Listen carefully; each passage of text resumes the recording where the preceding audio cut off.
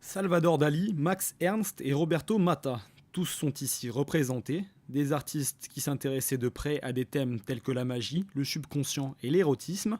Apparu en France en 1920 sous l'influence du psychanalyste Sigmund Freud, le surréalisme correspond à une représentation du monde irréel.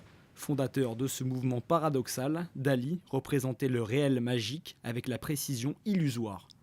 Et je pense de tous les grands maîtres, c'est un des meilleurs et spécialement le plus fameux espagnol de ce genre-là. Et il a ces tableaux spécialement des années 30, 40 étaient très importants. Et aujourd'hui, c'est très recherché, c'est pas très facile à trouver ces œuvres.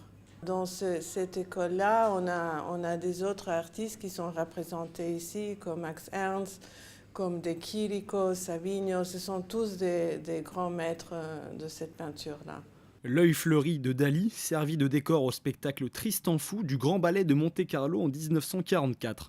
Autre œuvre clé de l'exposition, le tableau paysage du port Liga avec ange familier pêcheur, qui date des années 50, une période durant laquelle le peintre revint en Catalogne, intensifiait son intérêt pour les effets optiques et décuplait sa virtuosité technique.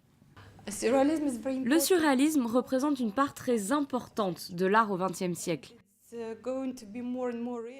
C'est pourquoi énormément de musées veulent faire des expositions comme celle-ci. Et nous sommes très heureuses d'avoir récupéré ces œuvres auprès de propriétaires et collectionneurs, car elles sont extrêmement rares.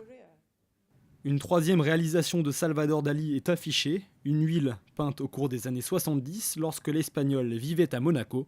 L'exposition est à retrouver à la galerie Maison d'Art, avenue de la Costa, jusqu'au 10 juillet.